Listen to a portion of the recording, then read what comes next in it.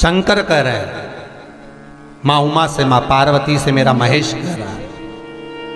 मेरा बाबा भोलेनाथ, मेरा बाबा विश्वनाथ, मेरा त्रिकालदर्शी कैलाशी अविनाशी कह रहा है कि हे पार्वती,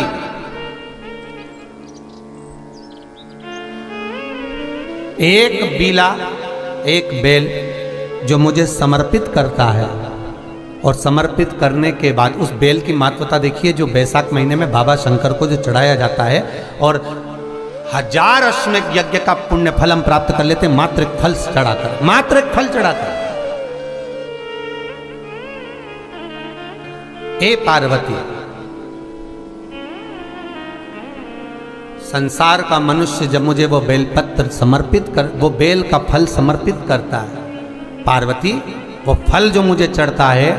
फिर मैं भले नर्मदा के जल से निकला हुआ कंकर शंकर क्यों ना हूं,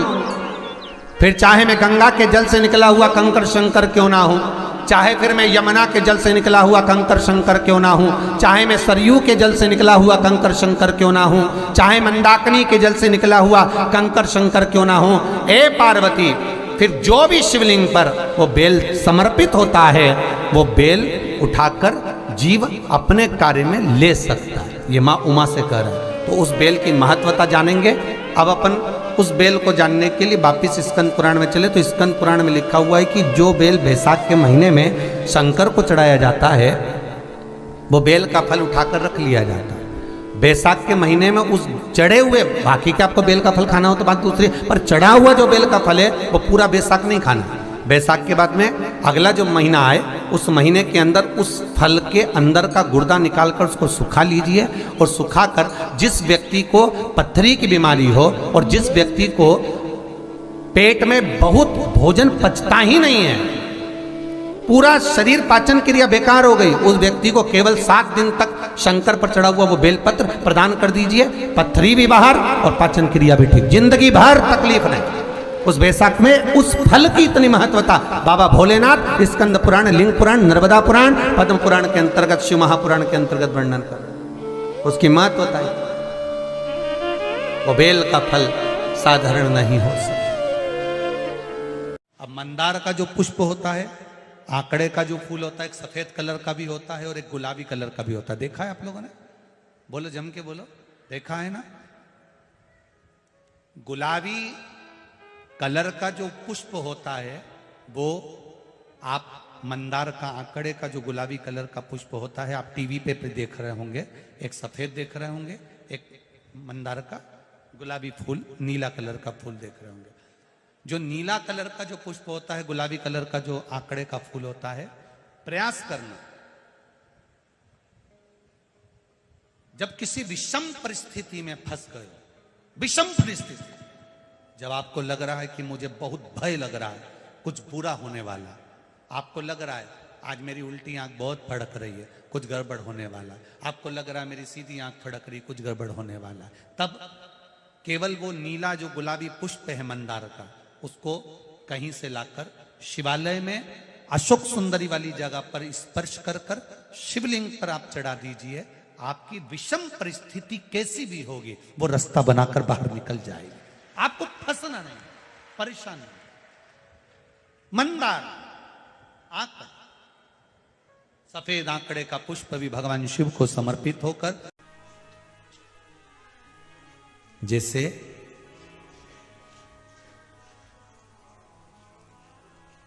बेले के फल का गुर्दा, बेल का जो फल होता है, बेलपत्री का फल, उसका जैसे गुर्दा, उसके अंदर का जो भाग होता है बेल का, वो गुर्दा,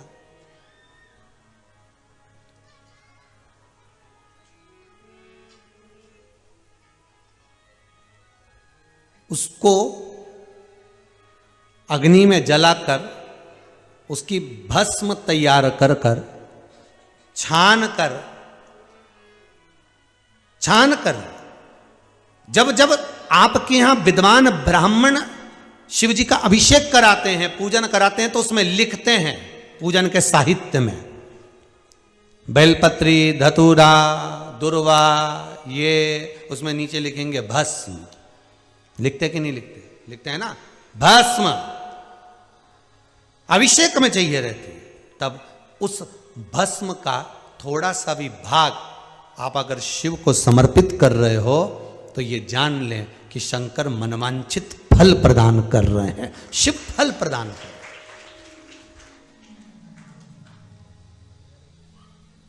महाराज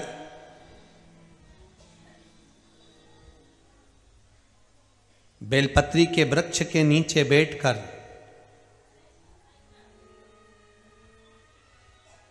हाथ में एक बेलपत्र का पत्ता रखकर आप पंचाक्षर मंत्र नमः शिवाय, ओम नमः शिवाय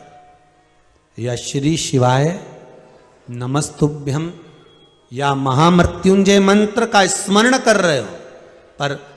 डंडी का भाग अपनी ओर, बेलपत्र की बीच वाली पत्ती का भाग बीच वाली उंगली की ओर रखकर अगर आप स्मरण कर रहे हैं और अपनी कामना कर कर बेलपत्री के वृक्ष के नीचे बैठकर उस पत्ते को सम्मुख रखकर बाबा से विनय कर कर एकांत में उस बेलपत्री के वृक्ष की छांव में, बेलपत्री के वृक्ष की छांव आप कामना कर कर उस पत्ते को